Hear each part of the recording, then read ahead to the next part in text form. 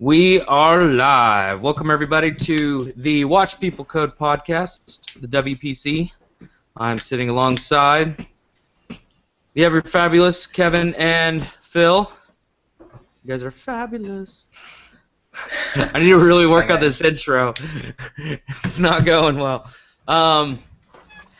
So, what's been going on this last week for you guys? We haven't actually talked since the last podcast. What have you guys been up to? Not a whole lot myself. I mean, just more learning at work. Yeah, what'd you learn? Mostly back-end API stuff at Google, like what I know how to do, but in terms of Google software. Nice. To catch everybody up, Kevin is on there. You make tools for teams. Yeah, for YouTube admin. Nice. Which is one of Google's more ambiguous sides. YouTube. Yeah. Nobody knows who they are. What about you, bud? Oh man, this week I actually didn't get to do any streaming just because I was messing around with some new technology. Well, not new, but I don't do that much web development. However, this time I did want to give it a try, so I told myself that this week I was going to learn Flask, CSS, and a little bit of JavaScript to do what I wanted to do. And what I did want to do is, if you saw, what was it, 2 weeks ago, the hackathon, Alex had this idea for a no procrastination web app where like he would edit your host's files and then that would redirect you to a Flask application, right? And I really liked the idea. I just didn't like the implementation he used. So I figured, hey, may as well just write one for myself and learn Flask while I did it. However, it took me a while to get HTTPS working with the signed certificates and stuff, just because Flask uses some German word, Vizierger or something like that for the gateway. And I was just like complaining so much about the certificates that I was giving it. So after days of research and stuff, I finally got it working, right? And I finally got it redirecting my application from HTTPS traffic. But then it dawned on me, I can't redirect HTTPS traffic from other websites. Like if you go to facebook.com, right? And then if your host file is edited to go to your local host, to your web application, the CA authorities are going to be like, no, this certificate does not match this domain name, even though you're like redirecting it to a local website. So that just like completely broke like everything I was working on like throughout the week, and I was just so sad. And I was like, good thing I didn't stream this because like it ended up being a complete failure. But yeah, that was my week. So yeah, you can't redirect HTTPS traffic, guys, so don't try that. You'll get a man in the middle attack warning. Well, that's cool, man. But you did learn Flask, though. I know that you turned in our RSS with Flask. Yes, I did learn Flask. Actually, no, the RSS didn't use Flask. I was hoping that Alex would implement that part into his website. It just did some kind of a feed generator that I took of some really cool guy that wrote it for us. So literally, we just did calls to his API. So really nice guy. We should thank him whenever we get a chance. Definitely. What about you, Kevin? You've been messing with some hardware programming on the side. Wait, what? Haven't you? You've been messing with, at least I'm pretty sure that was you. Nope. I mean, I did an interpreter or started one, but no hardware. Who was it that was doing the... Maybe that's Tuck that I'm thinking of. Wait, messing with LeapPad? Yeah, that's been messing with LeapPad. Yeah, that was Tuck. He did some kind of media player that you can control by waving your hands over, and then you do some like weird up and down motions for the volume. It's really cool. There's some short videos he has on YouTube if you guys want to check that out. I wanna get into LeapPad. I think that there's a lot of implementations that you could do with it other than what they've done so far. Like my idea was I have a buddy that actually runs a quadcopter sales business. Like he makes from scratch quadcopters and hexcopters, and his big complaint is it's really hard to control your gimbal or your camera whenever you're flying. And I was like, man, LeapPad would be so awesome if you could just stick your hand out and just like kind of move it and control your gimbal without having to actually find a separate control. I mean, we had a hackathon at Mizzou, and second place did that, where they coded something exactly like that. Damn They it. controlled their quadcopter with the leap motion. You're not feeding me what I want to hear. What I want to hear is that's an excellent original idea that nobody's ever thought of. If you could go Very ahead. innovative. You should totally Well, patent it. You're going to be a Everyone I talk- millionaire. Everyone I talked to who were really big into quadcopters said they didn't really like the idea, just because it was so hard to control. It's counterintuitive to what you have on the controller. Yeah. Sorry, I'm not helping. You're not. No. It's a perfect original idea that nobody's ever thought of. You should totally do that. No comment. I'll write it down for you and have you say it later. Don't worry about it. Just seem to We'll send you edit guys. that whenever we submit it I'm to no iTunes. longer gonna send you guys like freaking the topics. I'm gonna literally write your lines. It's just gonna be a script. I'll write a bot that talks for me. There you go. Oh yes, you are right, Nathan. That is amazing. So let's go ahead and jump into today's stuff. Our first episode, we intentionally made it a little bit more like, I realize I'm making my volume go in and out when I do this. I need to stop. Our first episode, definitely we wanted it to be more like a general introduction. Might have been even a little bit more based for the noobs out there than for the veterans, but I kind of liked it. But we're going to be a little bit more news-ish and topic-ish today. So our news, I guess I'll just start by going down the list. One of the big things that sounds great for gamers, but I know that will make some changes for programmers, is that it has come out from Microsoft that DirectX 12 will be able to combine both NVIDIA and AMD card VRAM. I don't know if that is going to be seamless, like you'll still have to code for both, but you'll be able to combine it, or if like APIs will be able to control both with no additional programming. So that'll be interesting to see. But my main thought on that was, I'm not 100% sure that AMD or NVIDIA are going to want to play nice with DirectX 12 and do that. Yeah. I mean, there's a common thing with GPUs right now that suck. That's their VRAM. Because the most you'll find on most GPUs are about 4 gigs. So if we could combine them, it's good, but we need uniform memory access between CPUs and GPUs for hardcore GPU programming. And it would help for both gaming too. So. Yeah, no, definitely.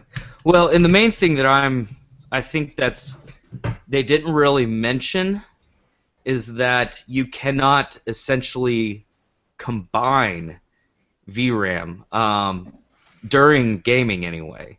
Like let's say I have two graphics cards.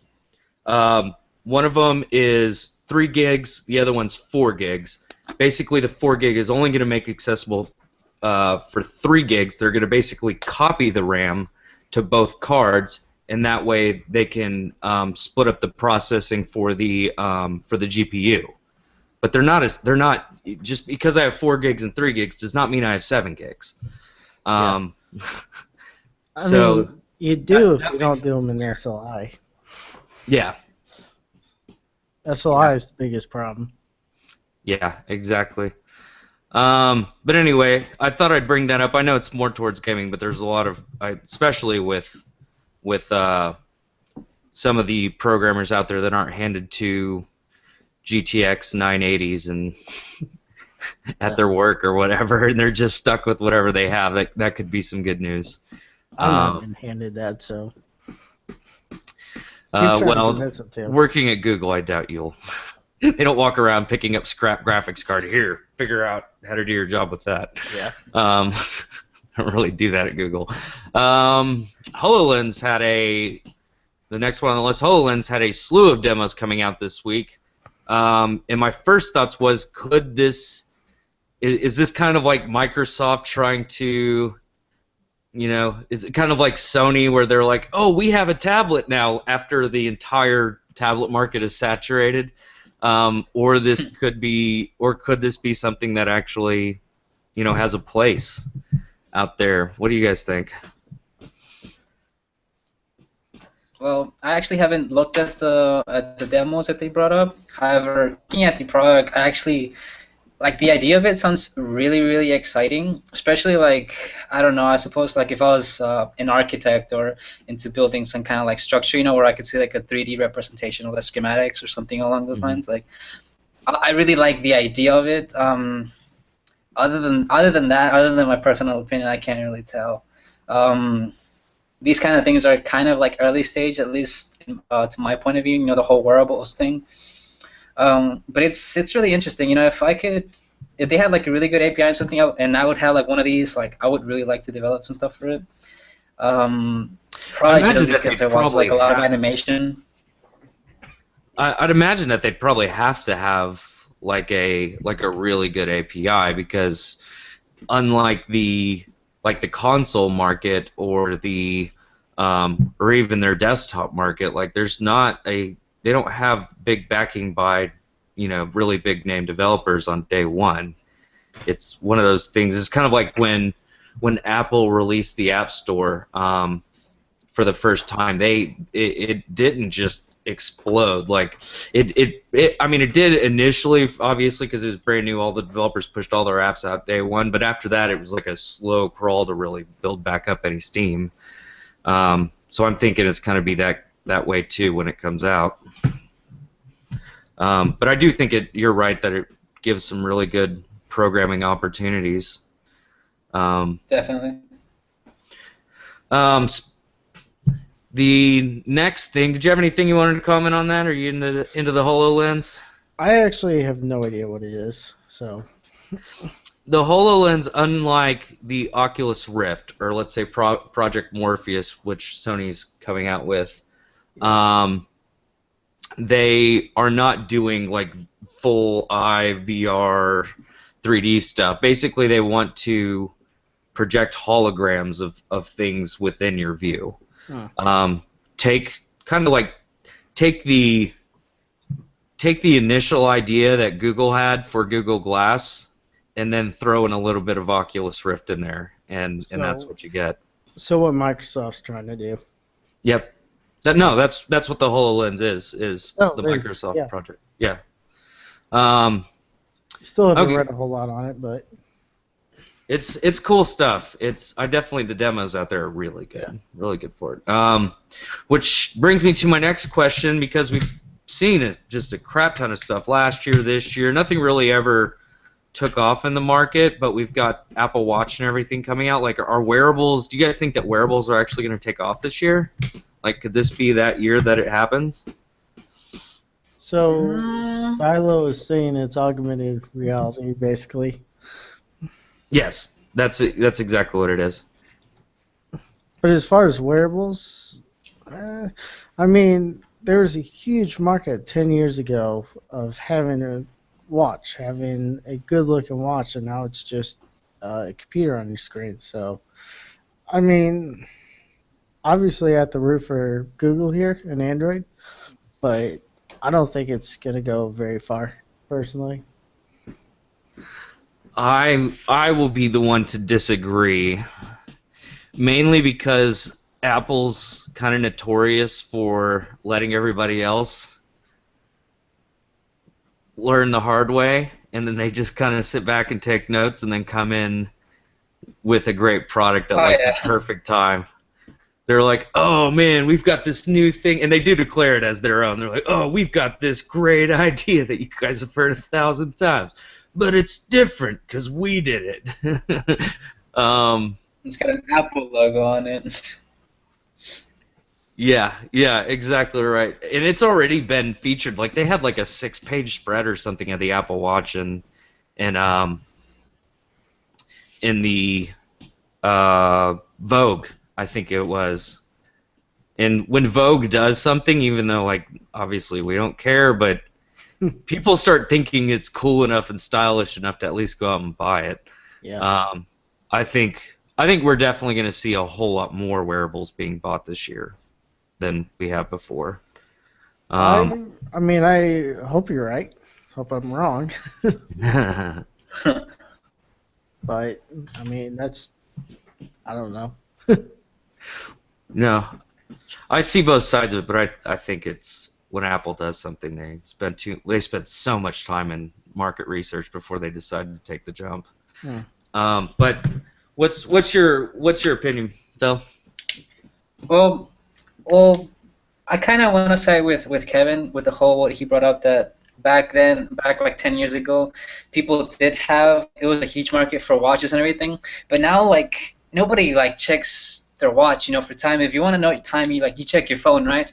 So having like a smartwatch and a smartphone and then a tablet, and then you have like all these light PC tablets now. Like, I think that wearables, at least for watches, is really overkill. Now, my question here is: are we counting Google Glass and Oculus Rift and all these glasses as wearables as well? We are, because it's so. I mean, anything you could take with you when not plugged in is something else. So Google Glass, yes. Oculus Rift, not as much, no. I don't think. No, well, I would consider the Google Glass, yes, just because it's kind of like innovative and just because it's like really sci-fi. It gives you that sci-fi feel that we've seen in the movies for years, and I think that's where like more of the market is going to come from. Yeah. But as far as like Apple Watch and stuff go, I don't. At least for me, for myself, I don't see myself, like getting too hyped up over it. I could be wrong. I've seen it announced in social media a lot. Like there's some really like cool displays that people are doing and stuff, like some retro gaming stuff.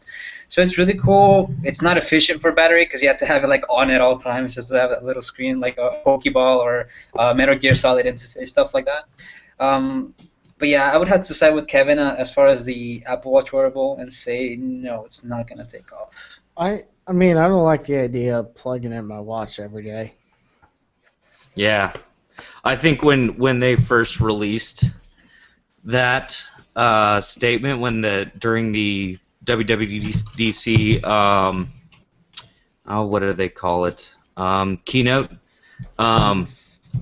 Everybody was super hyped about it, but when he said that, it's gonna last about a day, everybody was like, because Fitbit and all those, I mean, even though they're not the same thing, people judge battery life off that because they were the first original wearable tech out there. So I think that people are not going to be as forgiving as Apple would hope with that. So it could go extremely bad, but it could also go really great. Yeah. So what about VR this year though? That's kind of in the same category.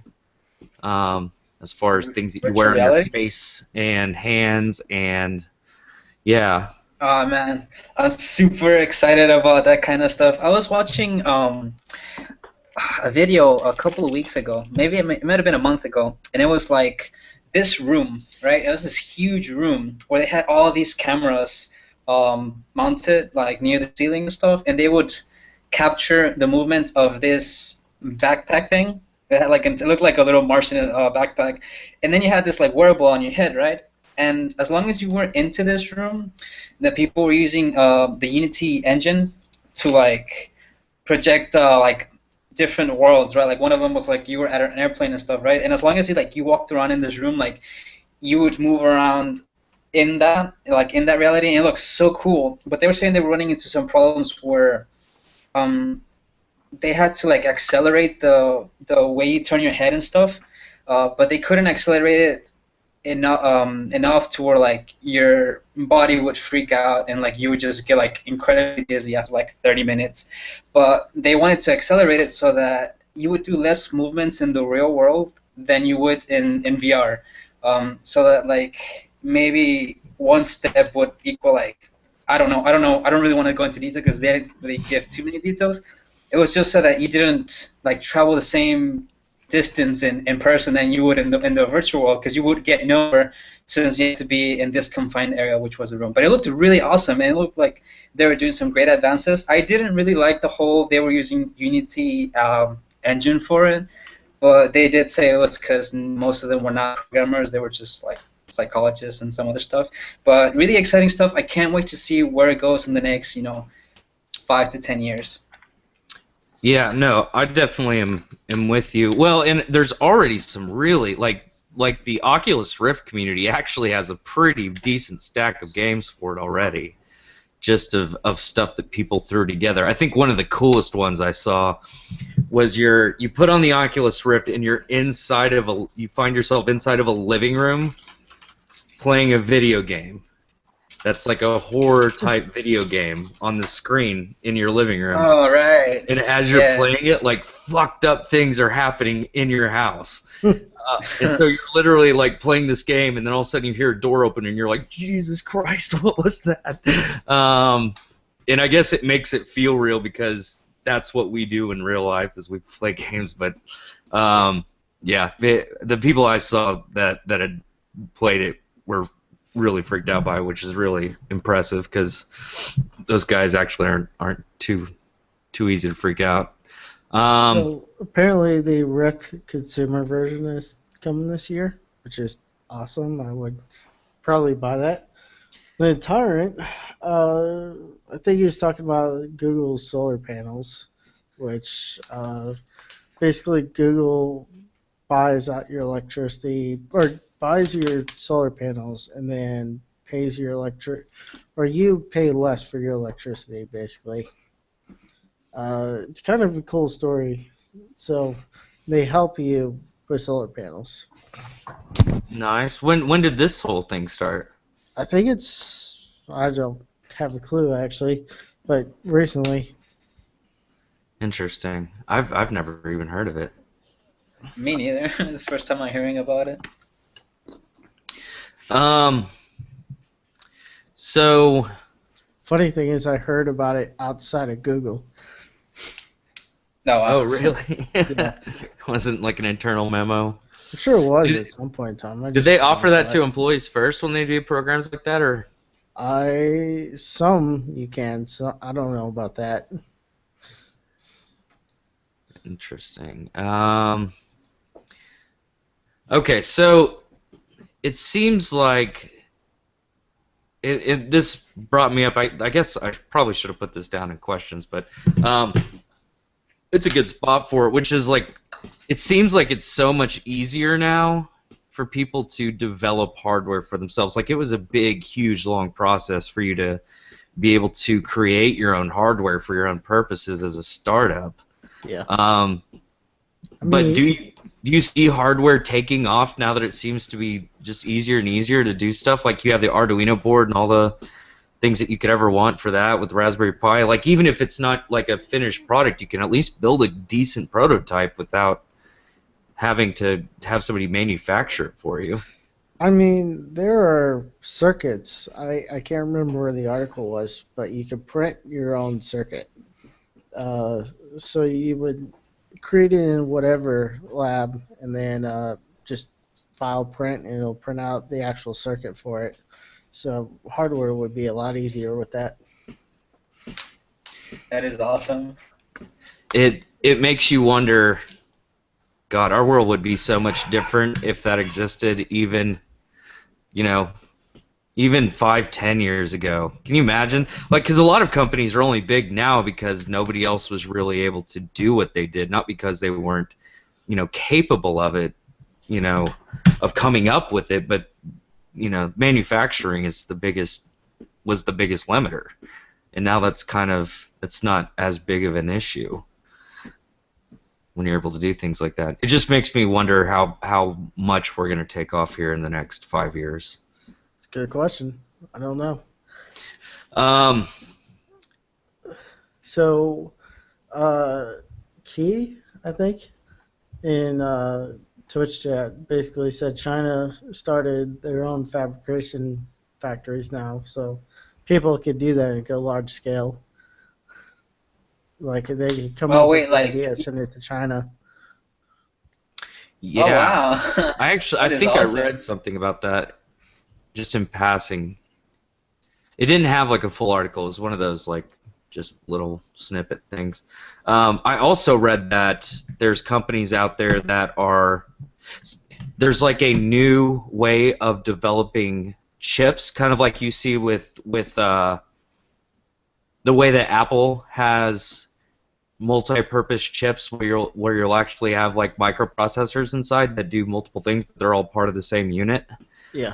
I guess one company has kind of redone the way that they've always developed those things for, I mean, since processors were being manufactured in bulk, in the way that they create those, so that practically anybody can send in like what their chip does, what they want it to do, and it's a whole lot easier to remanufacture without having like an engineering team.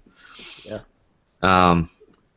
So yeah, I think he's right. Things like that mixed with that Chinese company, and I'm sure other ones will pop up too now. You're gonna see some cool stuff. Speaking of which, this is the one article that's definitely a little bit more on the high tech end. The MEM The system? Memristor, yeah. Did you guys read that? No. Basically, No. What is that? the main thing that's behind it is that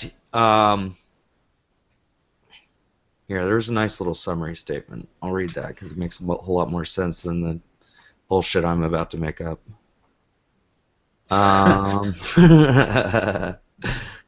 It basically means you no longer even need CPUs. It just, you put this little CD thing in. Did you ever see the quantum computer? How like they wanted to use quantum physics to better like encryption. Like, did you guys see that theory? Like it was really, really insane. Like you know how like what is it called? The electron effect or something like that. Oh man, it's been such a long time that I can't actually remember. Man, I gotta look it up actually before I like started talking about it in the podcast. But it's just some really like mind-blowing stuff that like they use quantum physics in the way that what is it called? Dude, I'm trying to think of it at the top of my head. That man, what is? No, I gotta look it up. Man. I'll look it up while you guys are talking about the memory system. Okay, so here's I think where I'm hoping that everybody that's watching this knows that regardless of how awesome our computers have, we still do everything in binary. Sequentially. Everything is ones and zeros when you break it all the way down to its basic parts. So I need to show, like, manufacturing wise, I need to find the line where they're talking about the difference between this and traditional transistors. But from what I understand, you basically no longer need silicon. Oh And yeah. Which is a big, huge purpose.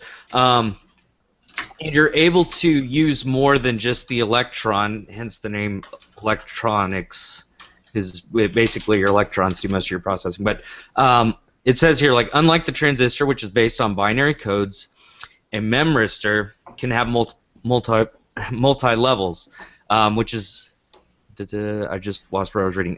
You could have several states, let's say 0, 1/2, 1/4, 1/3, and so on. So it's no longer just ones and zeros. You basically could like have just an insane amount of calculations with the same amount of space. If that makes any sense. There's no longer just simply on or off. You could have multiple states to the same bytes. I don't know if that makes any sense at all to you guys, but it does to me. But I did a lot of research in that, so personal research, not real research. I need to go back up to the top. That's where it all started. Where's it at? This is on CNN. Here, why don't I give this to you guys? You guys should look at Twitch chat. Well, see, I'm keeping an eye on YouTube chat, which 3 people watching, but Oh. why is it that it just did a frowny face when I copied and pasted that? Oh, comments can't contain links. I'm the admin. It should be able to do whatever the fuck I want it to do. Put it in the Hangout chat. People can see it on the video. Yeah, but they can't. And I'll link it to it. I don't think. No, you can't.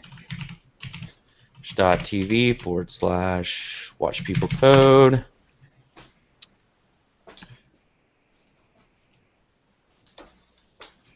I'm posting the link right now.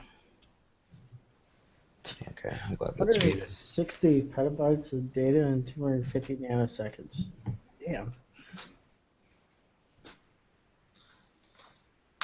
Okay, so there's the link inside the Twitch chat.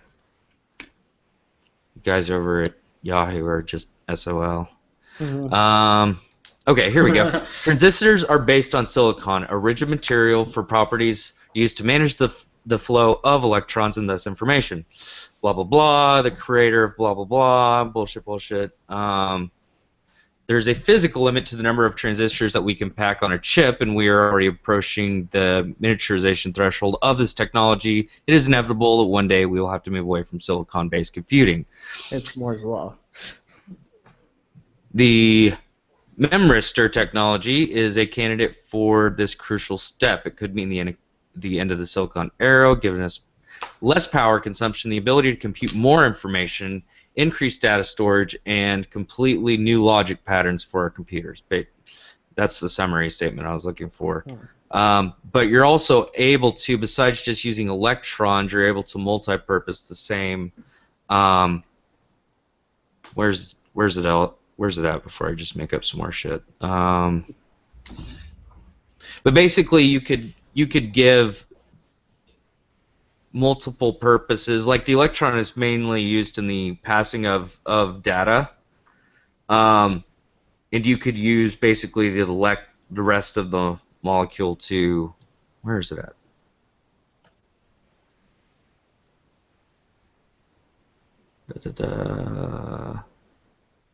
They actually showed how they purposed everything, but basically in the same transfer of information, you can roughly process about 4 times the amount of information than currently with current transistors. Dang it, somebody else read this for me and copy paste. You'll see where it's at. Anyway, this is definitely future news. Like IBM's talking about not even having built their own full computer made of this stuff yet until 2000. They said basically like 2-3 years. Sweet. So pretty close then. Yeah. Well, and they're saying that and that's their first version. I'm sure that like when the first computer came out, like that was probably about 5 years before it hit production. I imagine, even though we've come a long way in technology, my bet is we're probably looking at the same time frame. Kind of wish we could get Kai in here. Yeah. His input on all this. I like Kai. Think, Here. Kai, you got a mic? I'm kind of curious what this means to our current security measures. Just looking at how much data this can process. You know how brute forcing right now is severely slow just because we do stuff sequentially. You know how it has to go in order on how it does requests, and it's lately sped up because we can do it with GPUs. You know, doing parallel all these requests. However, seeing as how powerful these new memory systems are, I wonder what would that mean for our infrastructure right now as far as security goes. You know, as far as socket layer, TLS, all that stuff goes. Anybody have some input on that? I don't know. I guess I don't know, because you're still limited by the amount of data that the receiving end can receive.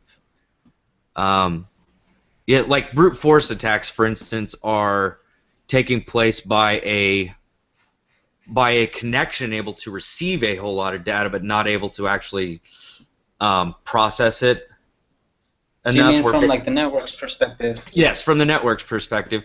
And so. All right. Well, let's remove the network aspect, right? Let's say somebody, hypothetically, just broke into your server with a non-administrative account, and somehow you left some sort of script that allows him to get your, I don't know, your Etsy shadow file, right? Mm-hmm. He can just download that to his machine, right? And now the network aspect of things is gone. Now he has that file locally, and he can just pound that, And right now the only thing is stopping him from, getting all of your credentials is time, right? Which, depending on how, your security logistics is, I suppose, it's going to be longer, right? But considering how powerful these things claim to be, and you remove the network aspect of it, because now it's just locally, what would you consider that the threat to be there? Essentially, well, if he was able to remove all the bottlenecks, which is the just the transfer of data itself, and the latency that would take, if that was able to keep up, yeah, I think so. I think it's incredibly possible, and I'm sure that at some point we'll get there. We're going to have supercomputers. Basically, that's what it's going to boil down to. Is once this thing goes public, if hackers can get their hands on it, then you're basically going to have supercomputers having to try to stop it, because the way that brute force attacks happen most often on large companies is it doesn't happen from just one location. Generally, you have a group of 15, 20 hackers all trying to do it at the same time, which makes it a hell of a lot harder to deal with. So yeah, I think it's possible that it could get a shitload more complicated. Now, definitely, we will be having a much different discussion, I'm sure, even 10 years from now about this. Okay, so, the reason I brought this up, this was definitely a more complicated issue than probably half our viewers have even looked into at this point, or not complicated issue, but more of a high-level subject. But I definitely see how this could change everything as far as what we know computers to be at this point. Okay, so the main discussion, and this is the reason I came to this main discussion, you guys actually both know as of this point, but I recently dealt with, because I've dumped just tons and tons of money into my setup. Like, I'm on my MacBook Pro, which has an i7 in a 7, I think it's a 780M, I don't know. It's basically the best Mac Pro you can. I have multi monitors. I have an i7 in my desktop with 16. I just ordered actually another 16, so it's soon to be 32. But the one thing I've never really spent any time on is ergonomics. Yeah, my back is constantly screwed up, and it's gotten to the point where my ass literally falls asleep about an hour into working, and by the time I actually go to bed, 12 hour, after working a 12-hour day, I literally have to lay on my stomach because I can't stand to, my butt hurts so bad I can't lay on my back. That might be more of a personal problem than no. But hey, I don't talk about what you guys do at the bar. Hey, we should take this chance. We should take this chance to ask Kevin what kind of chairs they use at Google, since we were both curious about that. I actually spammed him earlier about that, but go ahead, Kevin. I mean, we have basic, what his chair is, but the mesh ones, but only basic. But the biggest things we have at Google are stand-up desk if you order them. So, I mean, I sit down maybe an hour a day. I stand up most of the day. That's crazy to me. How much time about a day do you stand, you said? 6-7 hours. 6-7 hours? With an hour lunch in between. I'm so lazy. I don't know if I could do that. It sounds better for you, definitely better than what I'm doing. I've felt so much better doing that. Yeah, so one of the main things though that I've learned is more important than anything you have. The best way you can have a great working day is to just not feel shitty the entire time you're broker. Chairs are important. I never really thought about it before, but Kay actually says that you need to upgrade your desk to a convertible standing desk. Yeah, that's what I have. Advice, man. I had that at work. I have one where I can move it up and down, just sitting in the standing. I decided that I'm going to get more lazy and actually, because right now I'm actually kind of hunching because I have my keyboard on my desk, and I decided to buy one of those. I actually already ordered it. One of those big fold-out trays. So even when I'm... Oh, sorry. So that way I can sit all the way back. So even when I'm at home, I most of the time I just kick the chair out and just kneel down.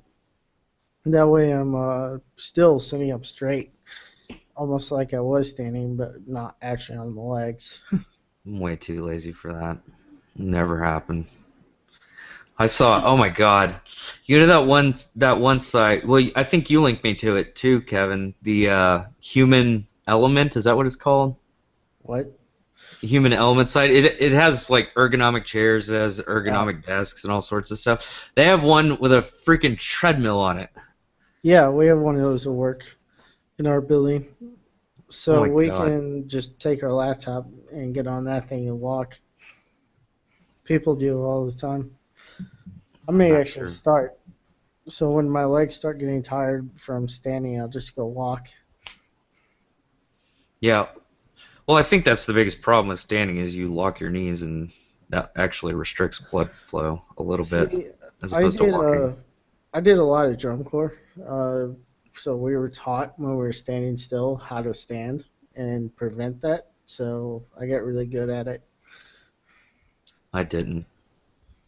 I would be complaining in about 15 minutes. that I signed up to be a programmer, so I didn't have to stand up, assholes. I haven't actually made it all day yet. I've occasionally had to sit down. I'm working towards it though. Well, and we were talking about this earlier that me specifically, but they have all those. Like, even if you had a standing desk, there's like 80 different places in just your immediate work area that you can go and sit down. They call them huddle areas, I think is what they call them on main campus. Yeah.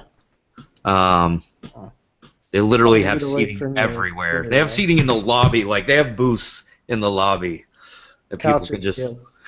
We have a couch probably 5 feet away from my desk. I would not be able to do it. Don't apply. Sitting for hours is a health hazard. I think that it can be a health hazard all it wants to be. I'm going to continue to sit forever. Yeah, Kai just mentioned it, but there's research saying sitting for hours is a pretty big health hazard. Yes, sir. You know, here's the thing. I'm just saying, but there's research for negatives in about everything there ever was. It's like if you're left-handed, you're more likely to get a brain tumor, or. But here's the thing about standing up, though. I mean, just after a week of doing it, I feel better. I could believe that. Yeah, I can see that. Doesn't mean I'll do it, but I can see that.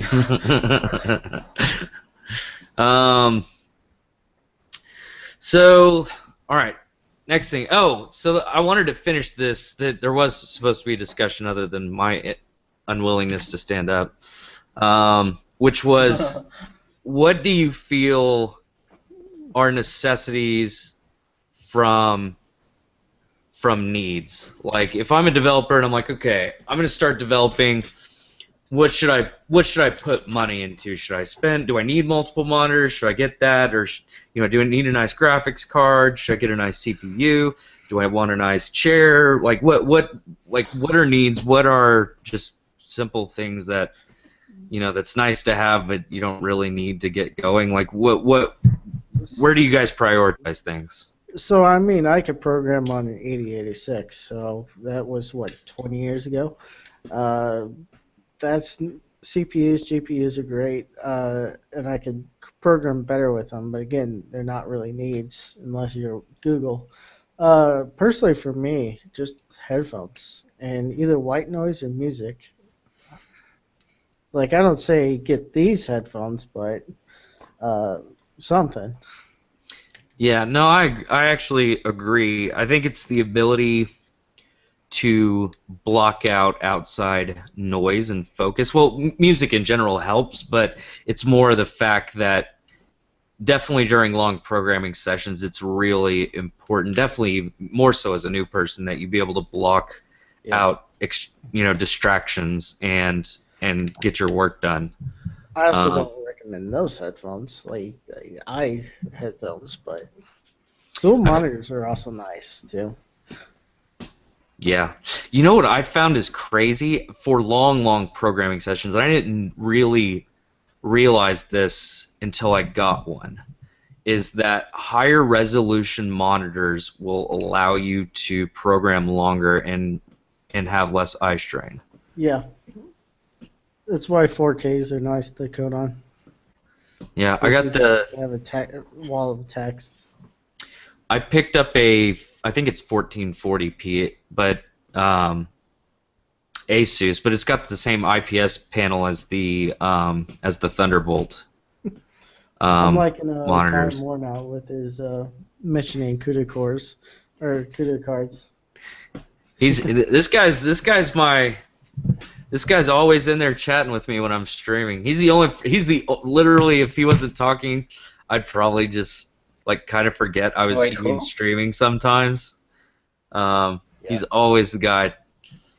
He's also helped me get through. He's kept me from looking like an idiot a couple times when I'm missing something really easy. Like, I don't know. So join my channel so I don't look like an idiot at times. Well, it's not quite this bad, but no, I take it back. This has happened before. Like, it'll be like, don't you need a semicolon? I'm like, no!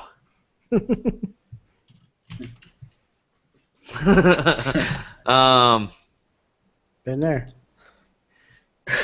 I helped my roommate today with Java, which was weird because it's like I don't remember this.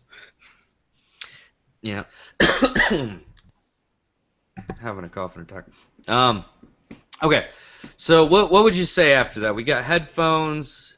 I've kind of mentioned it, even though I don't think it's 100% necessary. Depends on how long you're going to be programming, but definitely if you're going for more than 4 hours at a time, if you really want to dedicate to programming, get a decent chair. Yeah. Or your body a will. standing desk or. Or- So headphones. Get a mechanical keyboard. Headphones That get is a great. must to me. Yeah, mechanical keyboards. My wrist was hurting for the longest time until I got one. Yeah, headphones. For those, it's kind of weird because the in-ears hurt after a while unless you have really good headphones like these. Hold on. So these are $1,000 headphones. They're custom in-ear, custom made for me.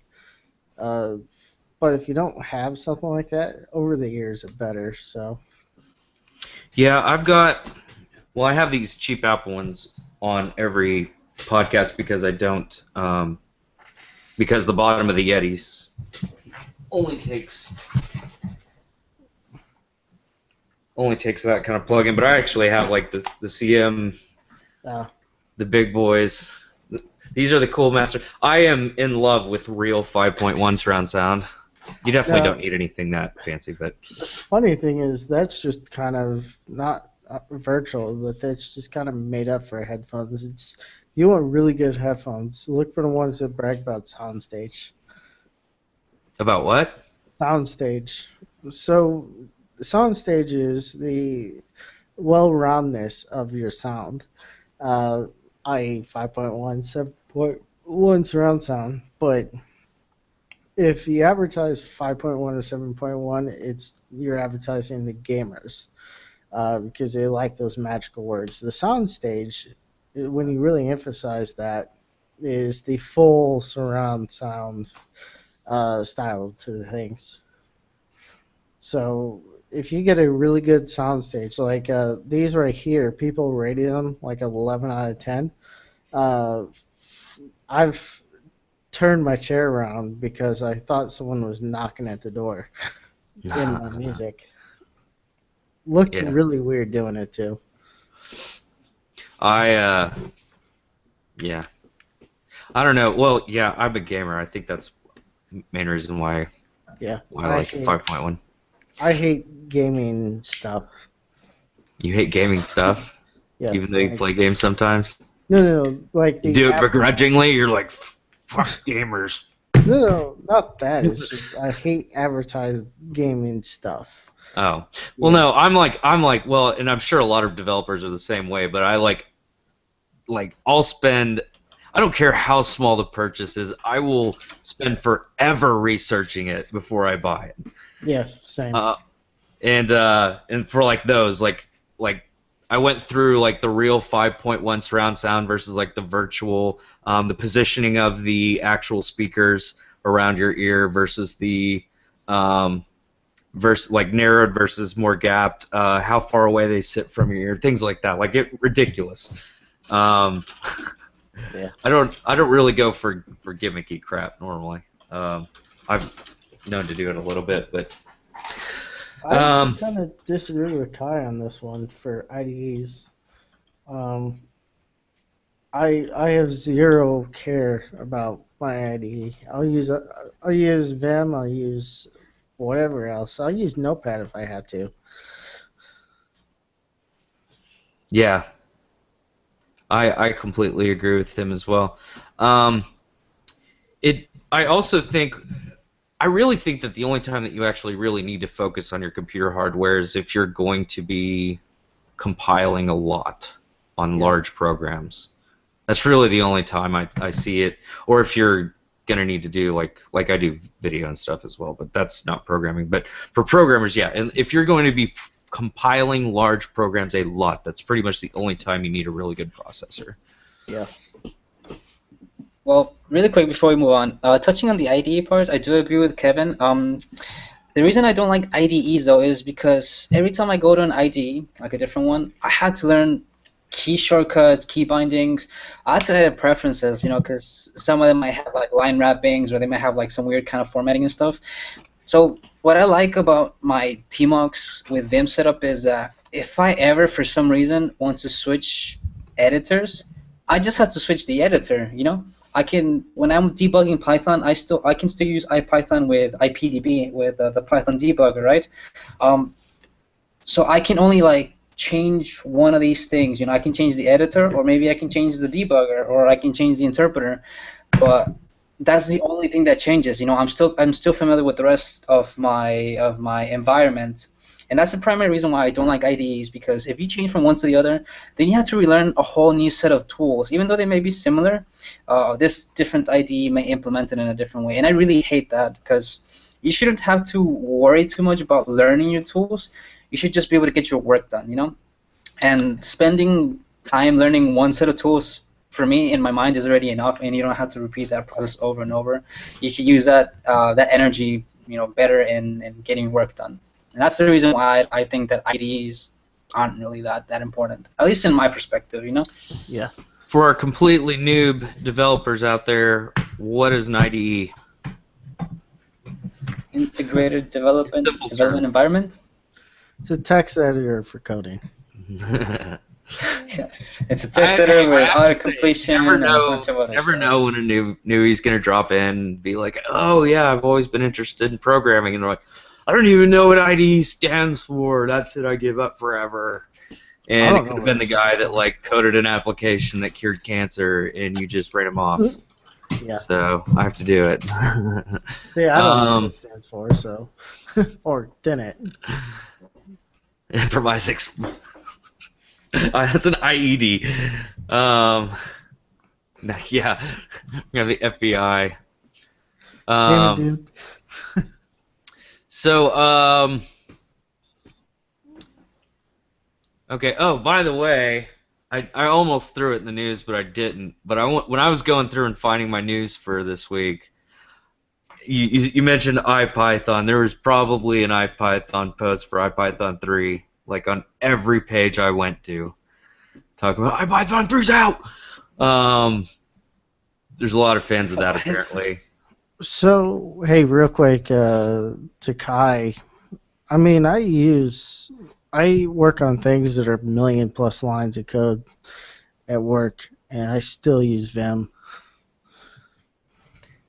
We should probably start mentioning what he said before because we do have people on YouTube watching us. They're over there like, what the fuck? I don't even know what anybody's talking about anymore. Yeah. Yeah, we do have people on YouTube. So, but okay, so let's get on to our question part of the podcast.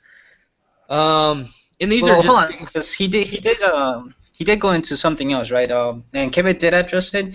However, touching down on that, Kai, the only time I do find myself using an IDE would be when I develop for Android, just because I like to have the little graphical representation of the layouts and stuff. Even though I write them in XML, I still kind of like to see how they look like, and the whole ADT plugin for Eclipse, I do go ahead and use that. So don't get me wrong, IDEs are pretty decent when, how do I put this into words without sounding like a complete hypocrite, right?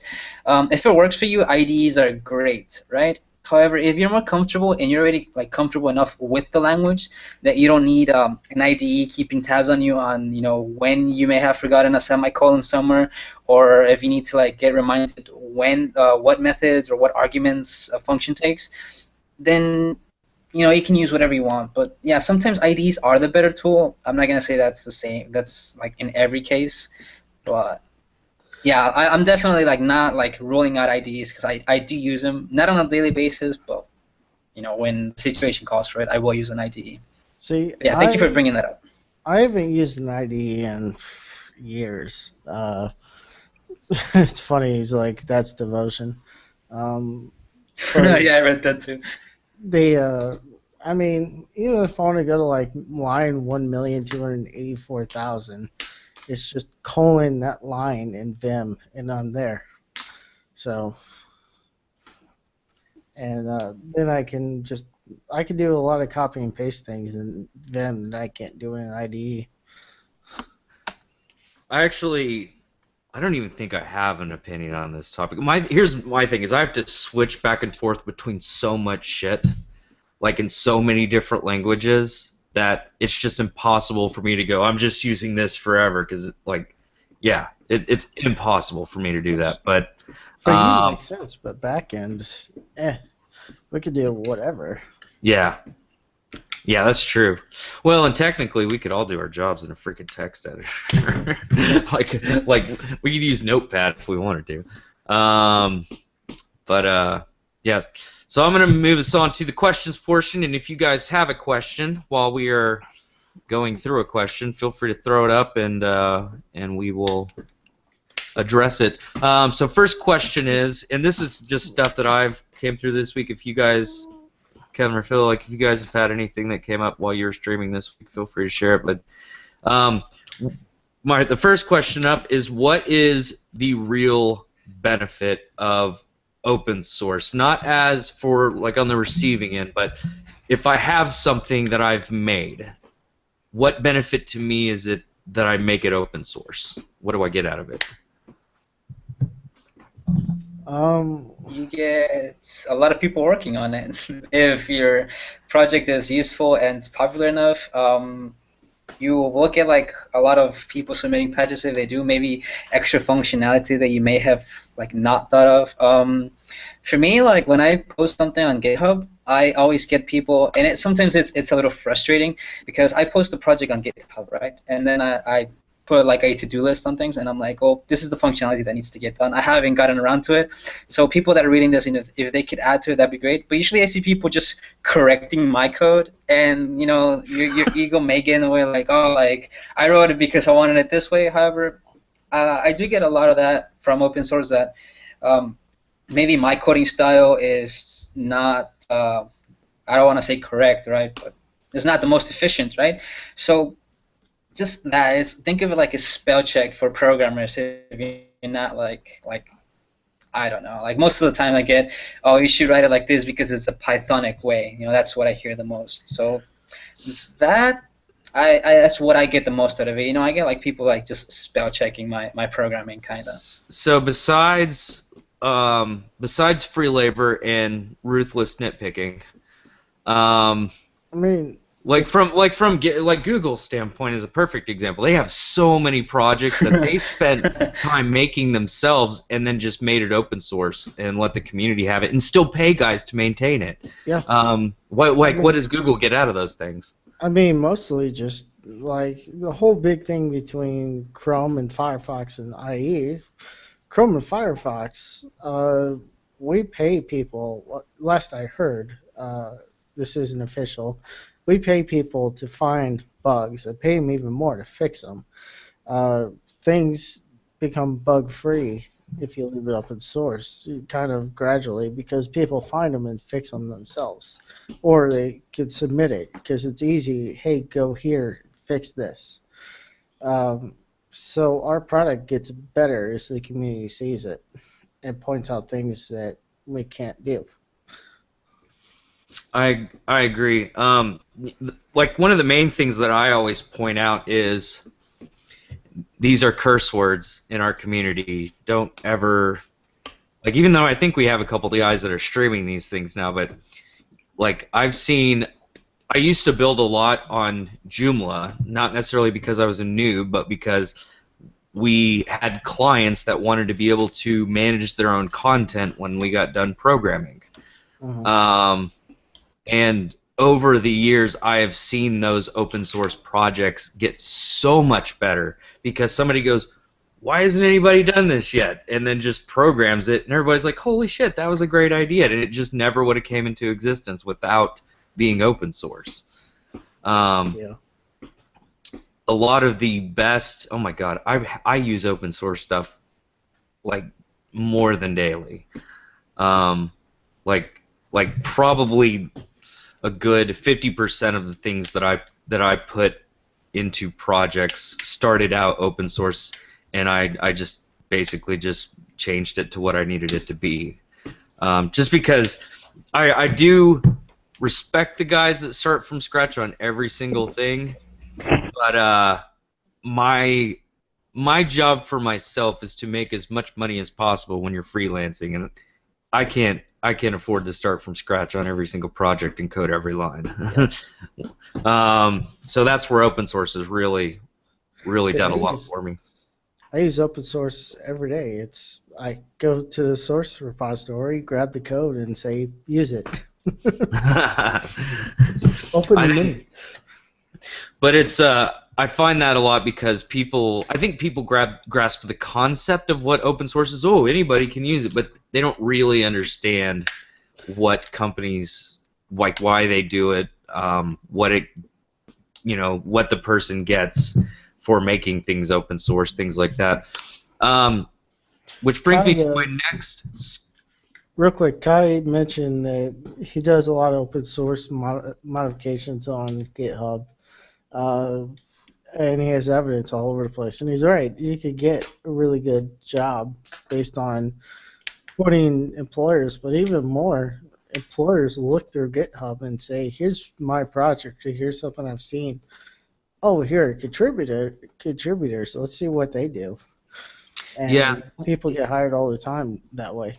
I see a lot of senior developers of the more established companies looking through people's GitHub simply because it's really awkward to be like, I need you to take a test on programming. Like, no. Yeah. Give me your GitHub. Let me see what you've done, how creative you've been so far. Me and you talked about this for a while after the podcast last week, that your GitHub can literally get you some of the best projects in the world. I wish I did it more, but I've kind of shot myself in the foot already, and I have so much work now I don't have time. But besides the point, you should not be like me. You should not be like Nate. You should use GitHub because it can land you some pretty fantastic things down the road.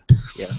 All right. Next topic is how we discussed this, I think, in our little test run a couple weeks ago, but like, how do companies that offer kind of in the same thing as open source, like how do companies that offer free languages stay in business? Like they can still afford to employ people even though they are a free language. Like how can they do that? Support for the language, stuff like that. I mean, I think it was you that had the best answer for this. So. Yeah. Well, dang it, you're not supposed to do that. You're supposed to just steal my answer and finish it. But okay, so I did get to ask this a couple times in this last week. Companies can make money by free language. It's kind of like this. If Java, for instance, a lot of things are built in Java. Oracle gives away Java absolutely free. Every single environment that it has. They do offer some services, but I mean, those are things that most companies will never need. But companies that have already dumped a lot of money into developing a platform with Java now have an invested interest in making sure that it continues to improve. Because if it stops and all of a sudden all those security risks and everything stop getting fixed, then they just have to dump a whole lot more money into doing it with a new language. So a lot of big companies pay money to those, like for instance Oracle, who manages Java. A lot of people pay Oracle to keep it going because they want to keep seeing it improve. They need it to keep going. So a little contribution to them saves them from spending millions in redoing what they've already done. In case anybody's been curious about how all that works.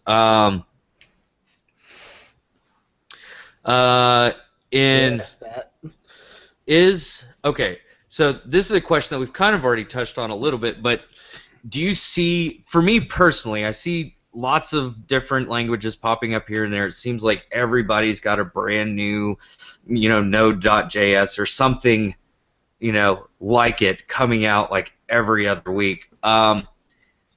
I don't see that slowing down per se, but I see hardware programming personally as like the new thing that's going to be really necessary in the future.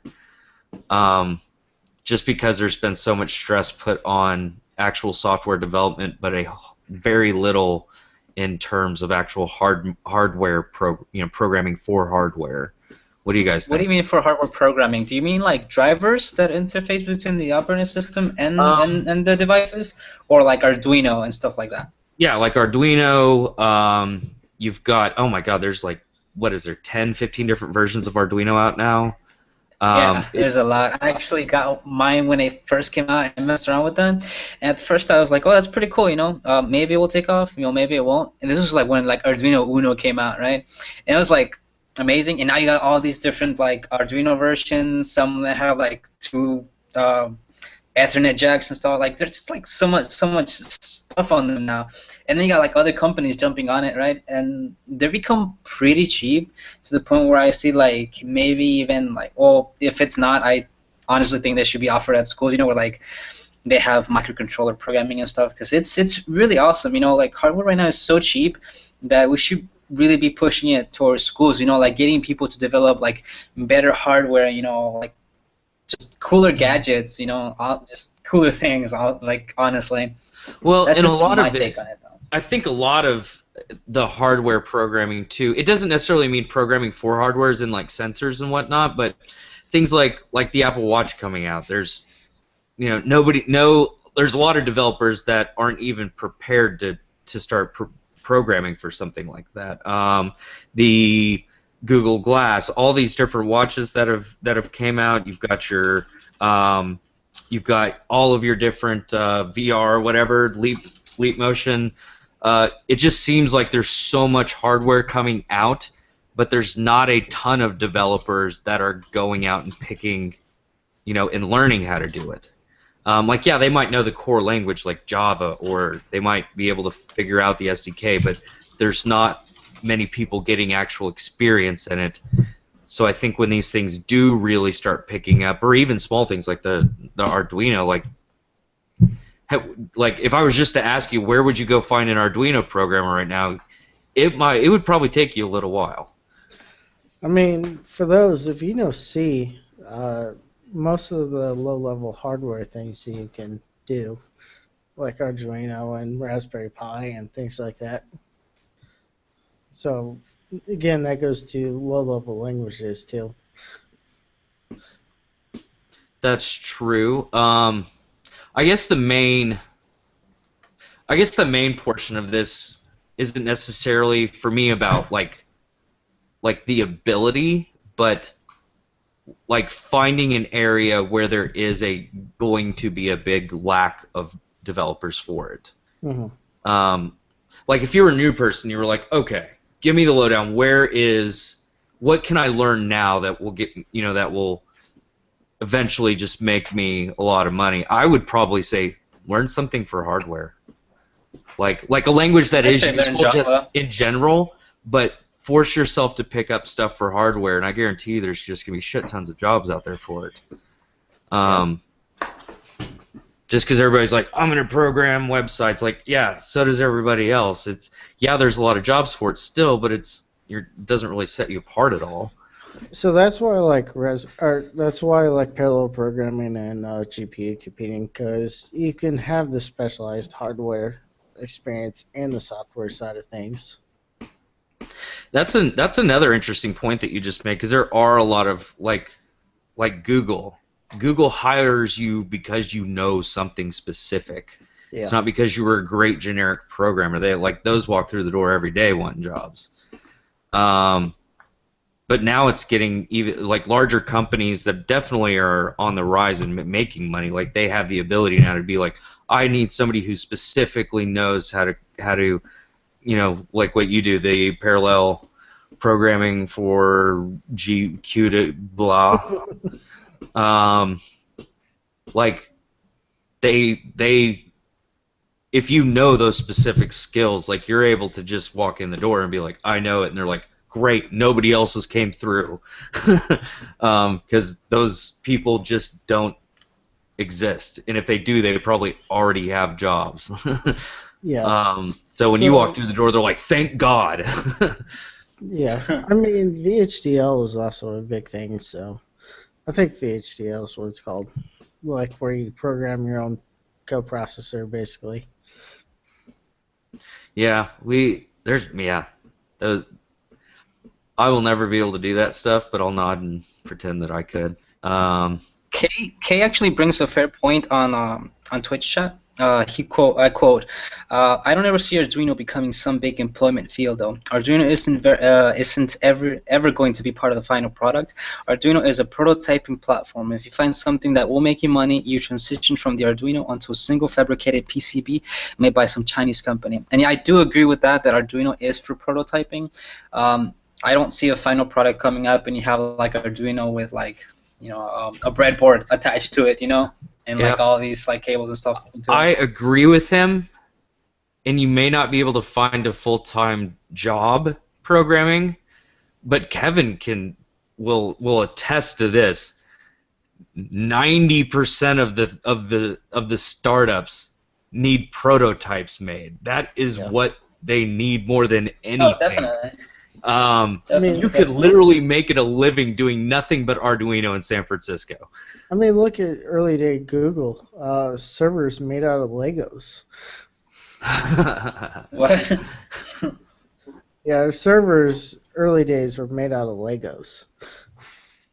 That's funny. They put the hard drives. That is pretty cool. Lego casing. I actually had heard that before, but I didn't know if it was true or not. That was back a couple years ago. Somebody told me that. That's crazy. But yeah, you might not be able to find a full-time job on Arduino, but you could definitely be one well-paid freelancer if that's your specialty. Being an Arduino specialist, oh my God, you could literally just go work a summer and make so much money for working for so many different companies, and come home, you wouldn't have to work the rest of the year, guaranteed. Because everybody, like half the help wanted, like programmer stuff down there, that's what they need. Um, let's use Legos. Um, okay, so how does so here's another one that I've gotten this week. How does open source hardware work? Everybody kind of has a decent idea of how open source software works, but open source hardware, like I just go to a store and they give it to me and say it's open source, or what happens? I mean, I really have no good answer for this. I probably have no bad answers either because I don't know, but kind of sounds like a service or software as a service type thing, but only virtual clouds that you can pay for. You're but I have kind of right, kind of wrong. Okay, open source hardware. I have the answer for this. I should just answer it immediately and just not even, yeah. Okay, so open source hardware. Take open source software and everything about it and apply it to hardware. I have thought of and created this magnificent thing. There's a lot of 3D printers out there that are open source hardware. And it's not that I'm going to send you this kit and it's open source and you can whatever. It's that I'm going to make the way that I made this and everything about it available online, and anybody can take that and replicate it and made what I made.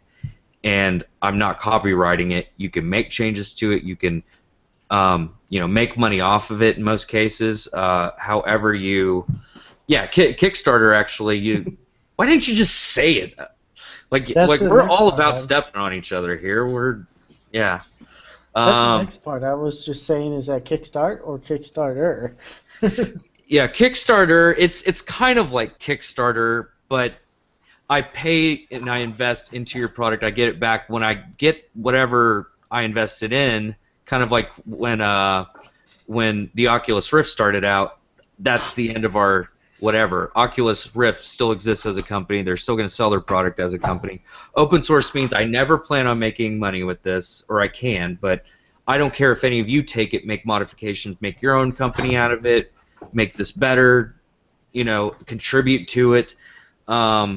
It's just like software, but instead I'm kind of giving you the blueprints to the original source. I'm saying with these components, here's how I made this really cool ass thing. And now those are starting to come out a lot. Those are really starting to come out. So speaking of Kickstarter, next conversation. Is Kickstarter, is that still helping us? No. Or there's a lot of people out there that actually feel like in some ways it's hurting us? It is very much hurting us because for every one legit thing, you have 10 of them that are either going to fail or they're just going to take your money and give you a garbage product. And it's been crap for a long time. I actually wholeheartedly agree, but on also the other side of it as well, which is beyond just kickstarting something and expecting something back in return. I think it basically gives startups a free pass to not doing any hard work. Yeah.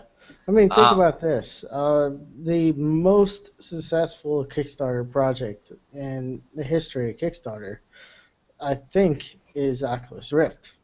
Mm-hmm. That was, 3 years ago? We still don't have it, even after Facebook gave them, $2.3 billion?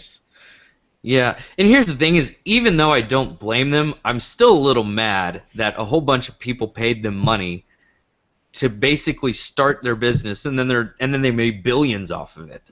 I think the most useful Kickstarter project that got a great output was the guy making a potato salad. Oh my God, I've seen that. Yeah. But everyone who gave him $1 got a really good laugh out of the thing. And he followed through with it, so I mean, he followed. Did he make some kick-ass potato salad? Did he open source that recipe? Here's the thing. I mean, he put it up for $3 to make his own potato salad as a joke, and I mean, people loved it. So that's one of the few that were actually successful and got exactly what he wanted. Here's what I don't understand about this story. Is I've had like legitimate. I've worked for clients. I've done work on their site, and they still went along with the business. But I have like they have an actual approval process, and they got declined on their applications because they didn't feel like it was unique enough, even though they're doing fine now. But how do they get declined? Yet they looked at this potato salad guy and they said, you know what? We're gonna get this dude his fucking potato salad. Make it happen. Put him on there. It's pretty easy to Really verify quick, that he could get what he wants out of it. Hold on, really quick on Twitch chat. Kay does bring up an interesting point since you were saying that Kickstarter, you can't give money to the developers, right? And most of the times you will get a shitty product. However, he does bring up a fair point where when I quote, part of the work behind producers and investors is speculating and determining if a company's plan is legit and prospect. So yes, that is true that, it is up to you as an investor to weigh in the possibility of this being a crappy product or of actually having potential.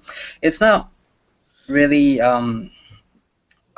how do I put it into perspective? Like, I do agree with him, right? That it is up to you as an investor to weigh in whether or not this product is worth investing into, And if you do give them like a bunch of money, and it does take like 4 years for them to bring out the product, and at the end is a crappy product, then you took that risk as an investor. Like you could have maybe came out as a great product and you made a lot in return.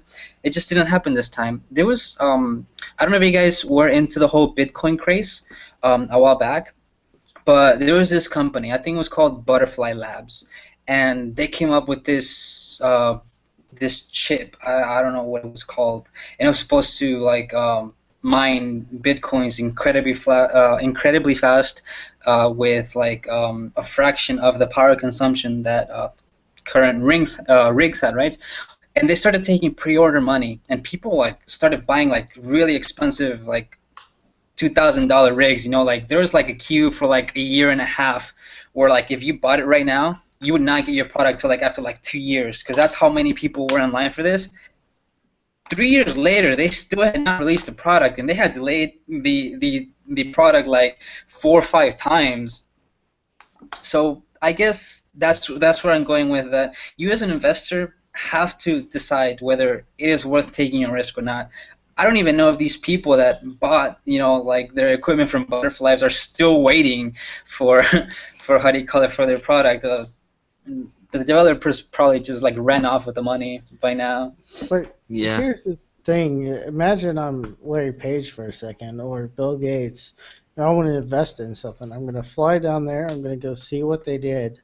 I'm going to look at their product, see how far they are, and see how legit it is, and then provide my input.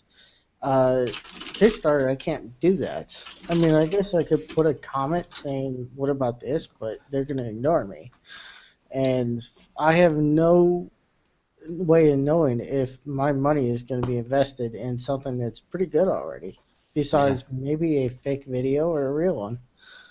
I think there's some cool stuff that I think a lot of it I wish they would really put more emphasis on having people that have backgrounds of success. Like, for instance, I can't remember which game it was that was kickstarted. They did a really it's out now, but it's like a really famous remake. God, what was the game? But basically, like, the original developer came by. He like the guy who actually owned the rights and started the whole thing, which eventually got bought by like a AAA title, yada yada yada. But he got the rights to remake it if he wanted to, but he didn't have any money to do it. But the guy obviously made a really kick-ass game the first time.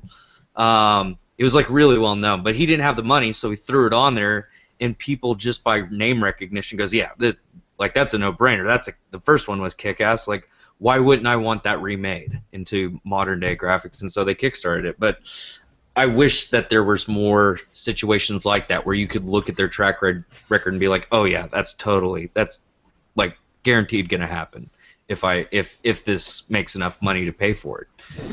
But like you said, for the most part, you just have no idea. You're like, oh god. A washing machine that doubles as a microwave. Hell yeah, I want that. And then you're like, it turns out just being some guy that has really good video editing skills that made it look like he was going to cure cancer and save all the homeless by making this thing, and then he does nothing with it. I'm not saying that Kickstarter isn't good. It's just most of them are bad. Yeah. For the occasional one that will get produced. If you ever get a chance to really pay attention to the way that that Silicon Valley works, and then compare it to Kickstarter, you'll realize how broken Kickstarter it kind of already is, but how worse it can actually get. Because, like in Silicon Valley, you have to go talk to investors. You have to, you don't even bother with your idea unless it is absolutely 100% original and has great potential to actually go somewhere. With Kickstarter, it's like, well, this could work out. Let's make a Kickstarter, and so that way, if it fucking fails, we're not responsible for anything. In the Valley, when you're representing an actual business, you're trying to get real investors, you don't bother with it unless it has great potential for doing so. You don't guess that it's going to work out. But that's in a lot of cases on Kickstarter, that's essentially what they're doing is, well, we think this is going to be a good product, so we're going to see if you guys want to pay for it to find out.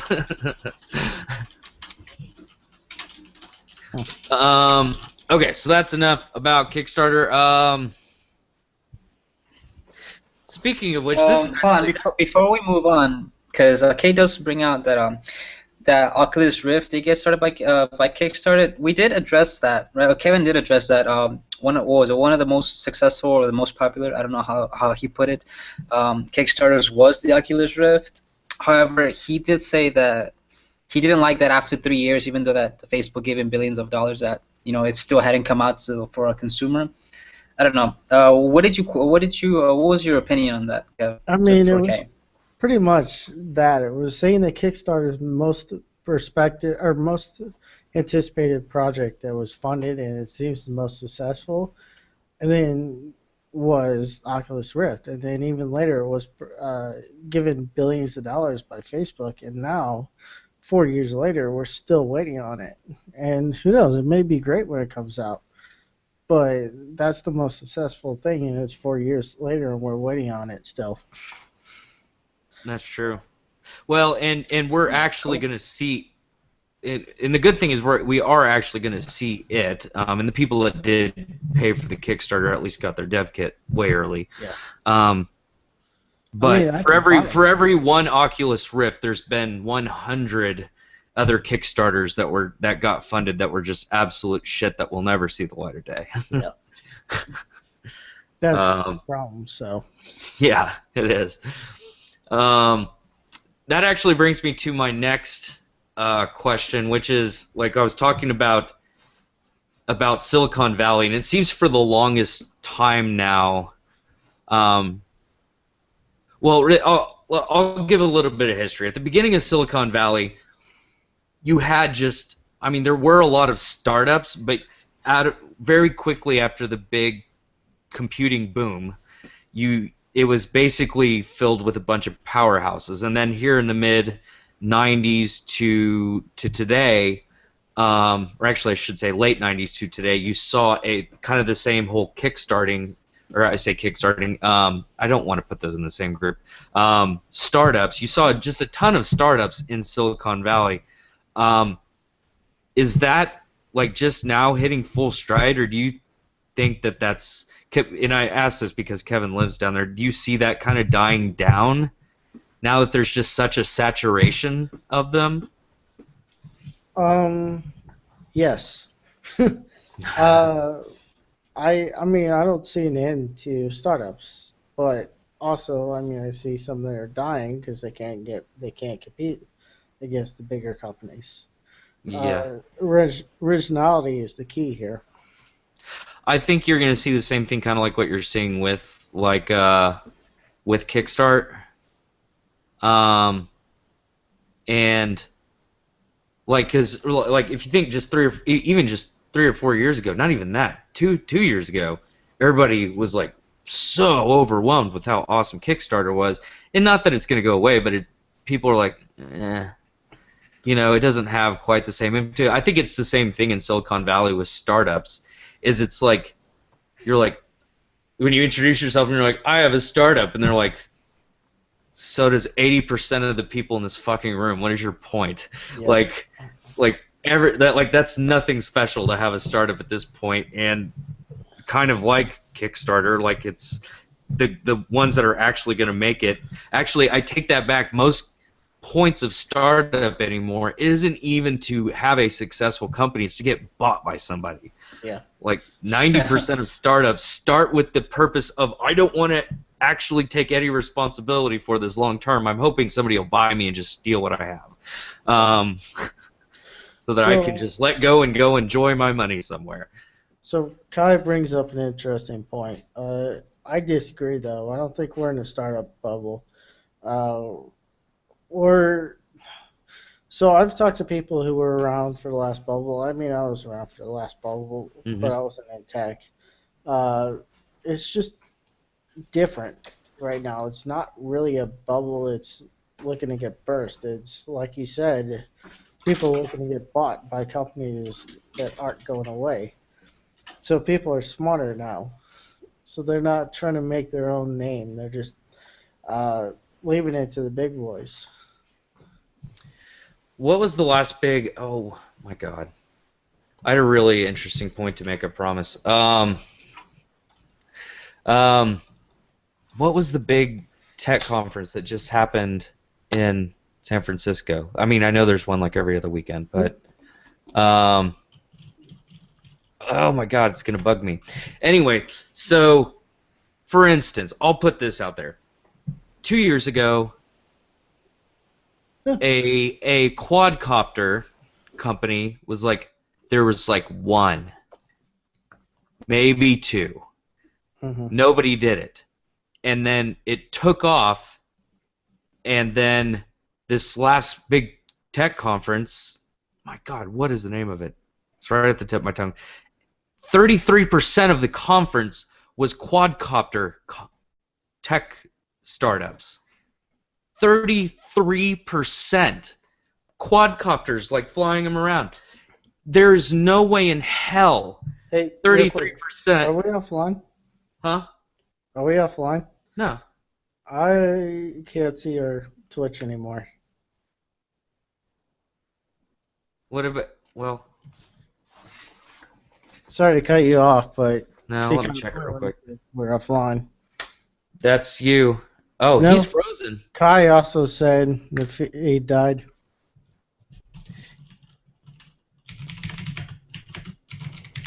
There he is. Oh, sorry about that. I'm not entirely sure what happened there. So, yeah, I think we're offline. No, we're back. We should be back on pretty quickly.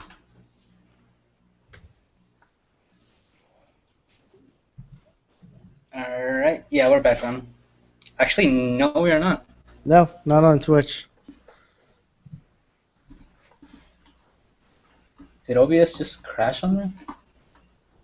Alright, we're back on now. Or we'll be back in like 9 seconds. Yeah. Hold on.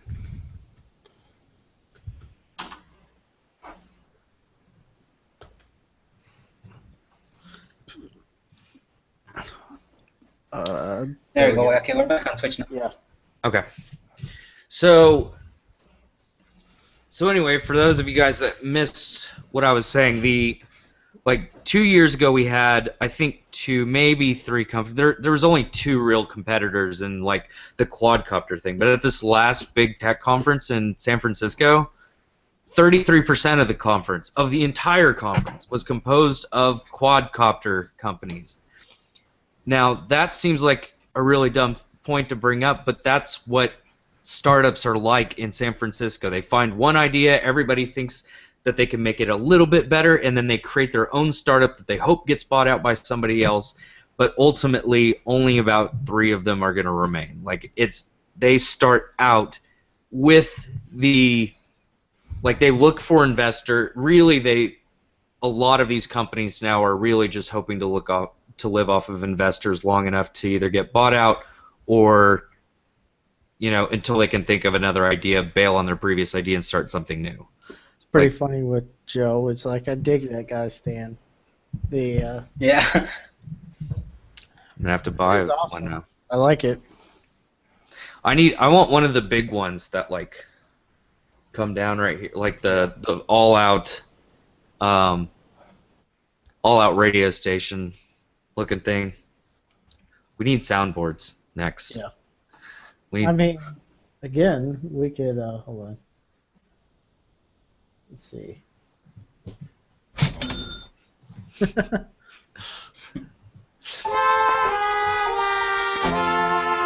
Oh my God.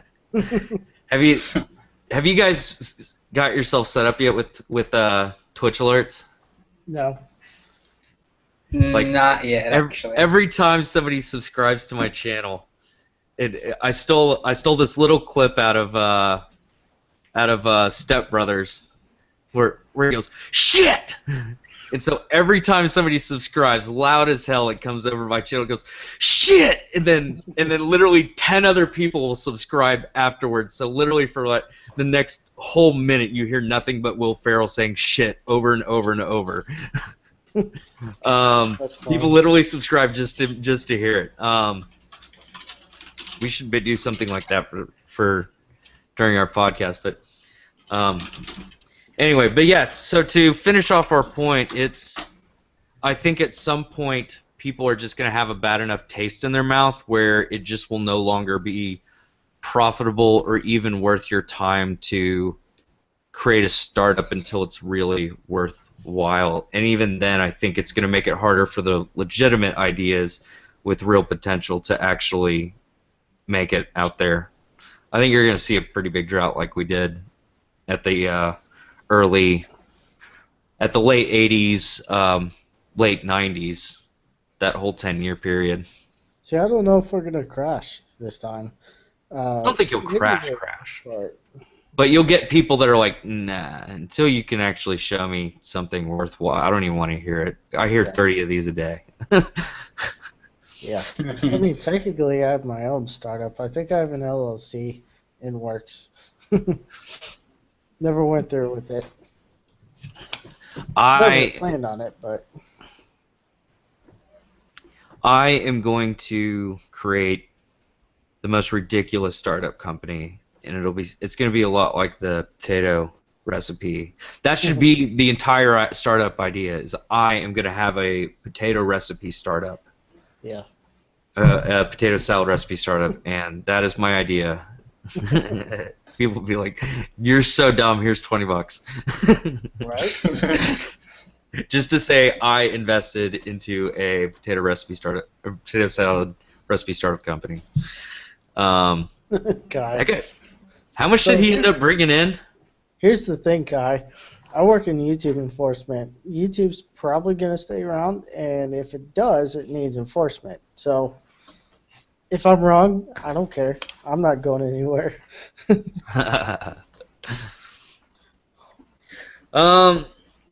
So what kind of questions do you guys have, if anything? We're going to kind of bullshit for the last couple minutes to give you guys a chance. How long have we been going? Now we're on 40-ish. Yeah. Seems like a good stopping point. Go to hour and 53, and then stop. Oh, there you go. So what cool things? I know that people were actually asking quite a bit about. This is what I want to finish on. People actually have been asking quite a bit about our own personal streams. I actually put that in our YouTube video this week. I need to actually put the links on the in the panels for our Twitch viewers. But what kind of things are you guys looking at streaming this week?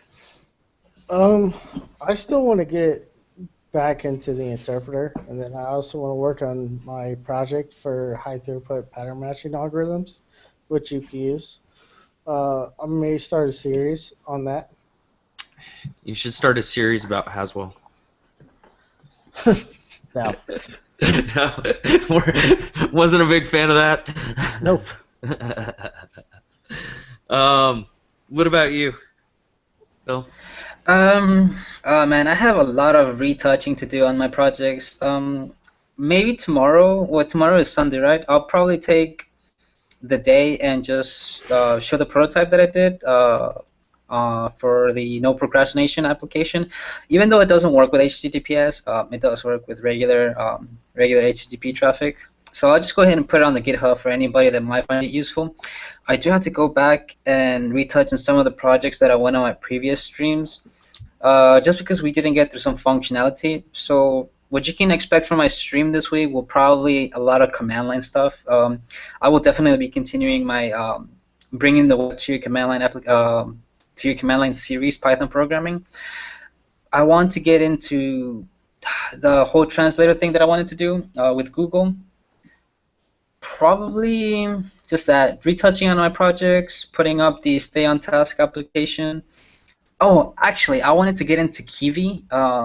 Hopefully this week, if not by next week. For those of you guys that don't know, Kiwi is like this graphical framework, which is really cool because it's multi-platform. Like you write it in Python, and this thing runs on OS X, it runs on Windows, it runs on Linux, and it runs on Android as well. Now, it's not as fast as writing native applications for like all these different operating systems like Android and stuff. However, it's pretty damn cool that you write something in Python and then it works like pretty much on every system. I don't know if it works for the iOS yet. I think they had some kind of development / prototype / alpha stage for that. I haven't really looked that much into it because I don't do that much development for Apple products. But it's really, really cool, and it's really, really simple to develop because it's got this whole kind of XML lookalike set up for Kiwi.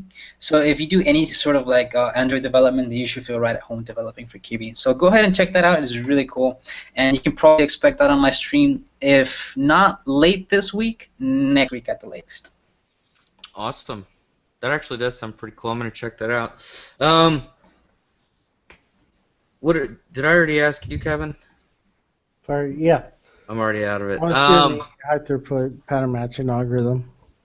Very cool. Now, oh, I guess I haven't gone. I am going to be continuing doing. It seems like everybody really likes watching, even though it seems like it would be boring to me. But I guess that's just because I do it all the time. But a lot of people have seemed to enjoy when I go through and find like new APIs that I've never dealt with or they've never dealt with.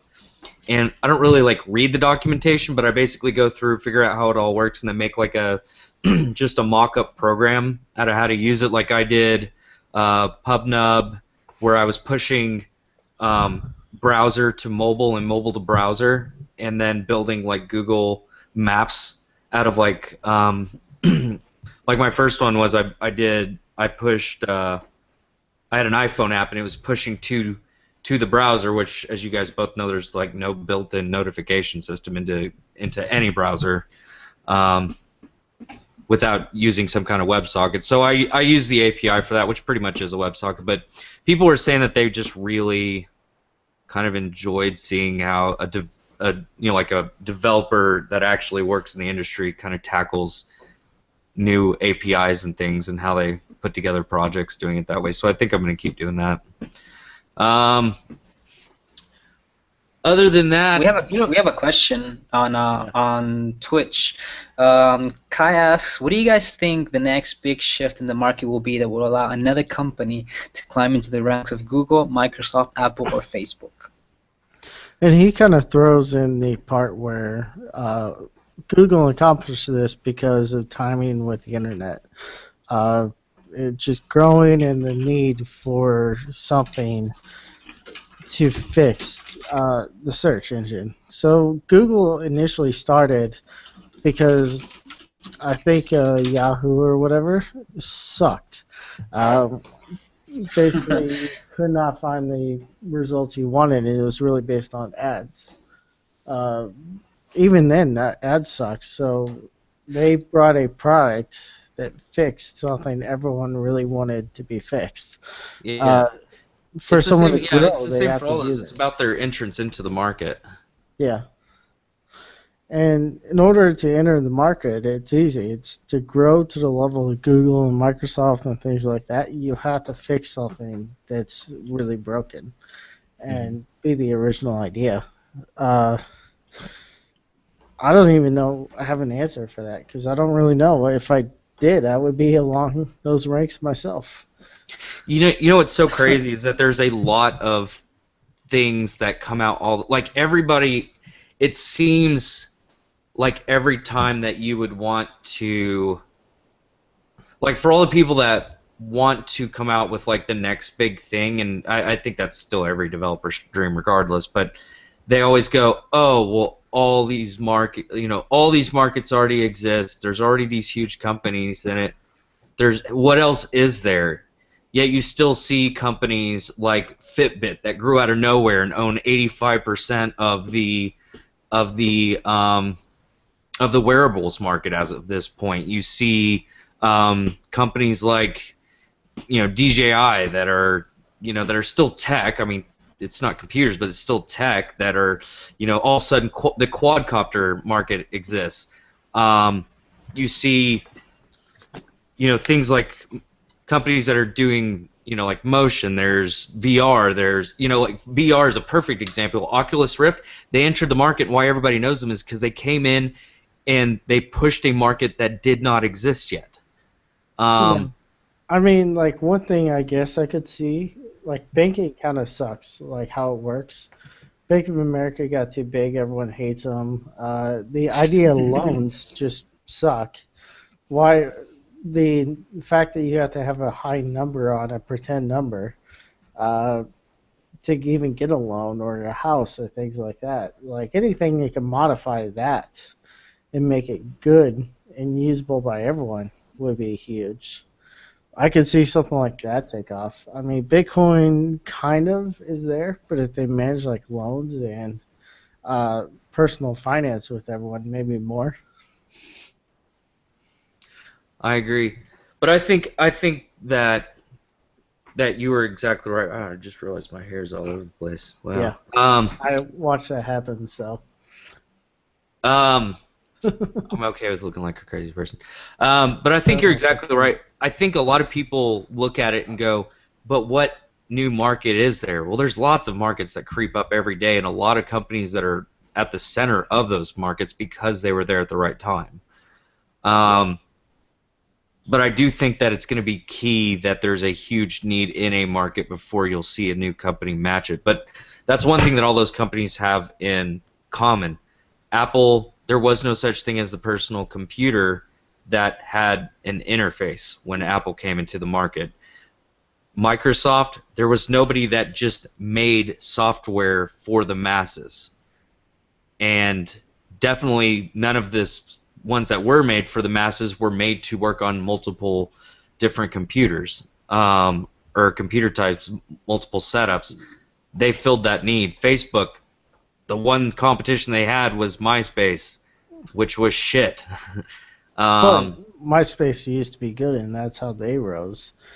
They're the only company that really doesn't fit all that for the big K is Apple. I mean, they take other people's ideas and dumb it down almost and bring it to the masses. And the way they succeed, I don't really understand. But that's how can you become a mogul like Apple did if there was people competing for the masses?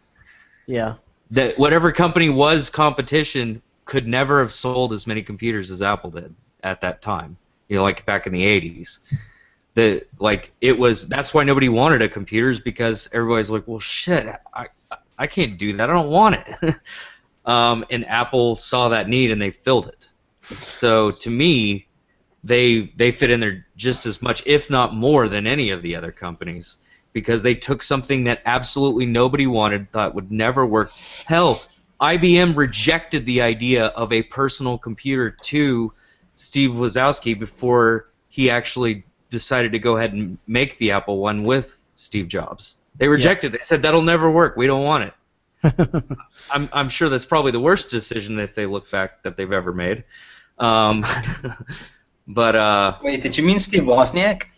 Steve Wozniak, what Wazowski? I said Wazowski because I literally watched what is it called? Monsters Inc. No. What Mike is it called? Wazowski. Honey, I Shrunk the Kids. That's what I watched like a Uh, couple hours ago when I said I had to finish a movie. So, real quick, Kai's been throwing some That's stuff funny. up there.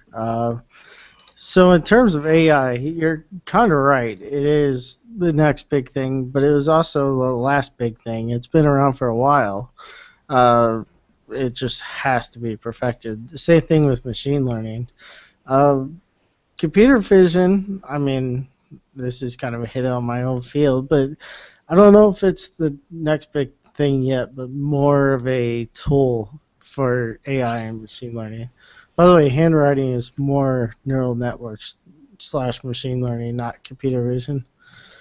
Uh, Audio recognition, yeah. I wanted to get in like audio engineering a couple times. I mean, which he's right. I mean, these fields are what I was getting my master's in, what I do research in. So it's a good thing for me, at least. So I'm thinking for. I want to talk about it. I have some ideas for next. I keep getting ideas, but we need. If I keep blowing them all, we're not gonna have any ideas for next week, and I'll have to do work, and I don't want to do that. What I want to do, I think, next week is I want to see if we can grab some of our other streamers, and I kind of want to do kind of like a show and tell on the projects that you've been doing, and definitely S3 too, like kind of break out and show what, because I think we're gonna end up with a lot of people. We're going live on iTunes this week. I've confirmed it. Sweet. We're gonna end up with a lot of people that don't know anything about where our podcast came from. I don't know where a podcast came from. I was bored one day. No, but I thought it'd be kind of cool for us to just sit down and be like, here's the things that we've been working on. Just because we've got so many different streams coming on at so many different times that it's hard to really catch everything. And I think it'd be just kind of cool to see what everybody else is doing out there, and kind of show the versatility that we really have on WPC. I feel like that's a radio.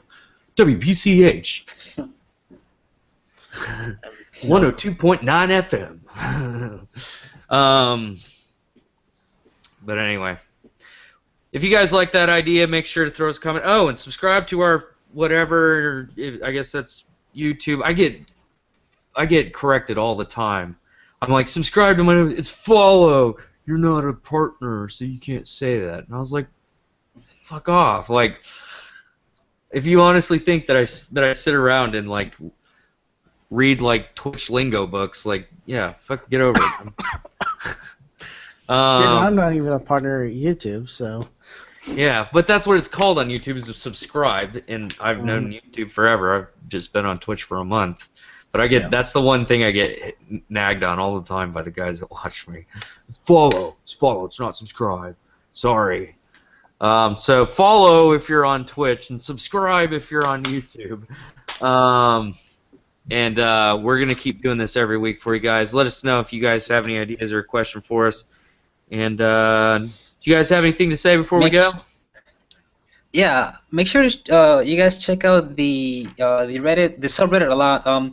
We do sticky a lot of the upcoming events that are going to happen.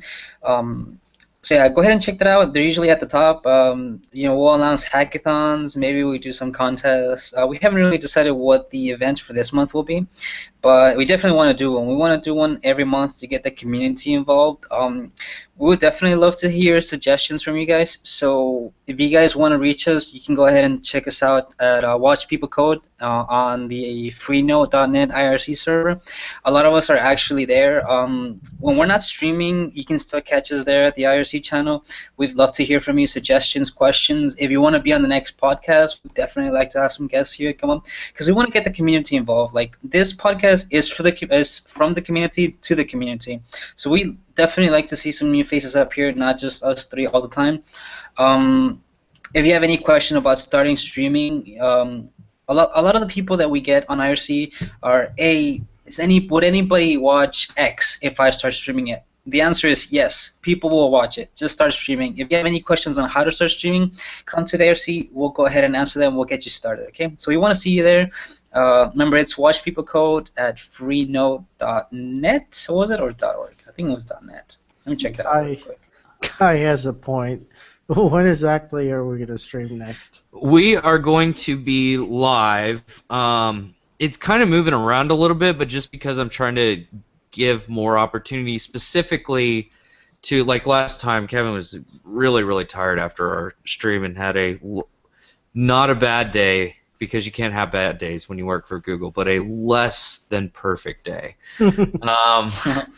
But this next week we're probably going to be doing it a little bit earlier, because Alex is going to be joining us. And now that I've said it on the podcast and it is recorded and broadcast onto the internets, he can no longer back out. So yeah, Alex will be with us next week. If he also promised that if he was not with us, he would record himself eating a bag full of shit. And now that I've said that, if he does not show up, he has to do that. But to more or less answer his question, it's going to be on Saturday, right? It's going to be on Saturday next week, and it's going to be earlier. It's probably going to be about 4. We'll post it on the Reddit, though, right? Like, yeah, it's going to be sticky on the Reddit. I'm going to get it more than 8 hours early, hopefully. I did a poor job at that this time, but oh well. Yeah. But yeah, it will be on there at least a day or two before, so you'll know. But all right, guys, the internet never lies. Never lies. Like, I'm 75 years old, and I couldn't have said that unless I was. Yeah. You should watch the movie The Invention of the Lie.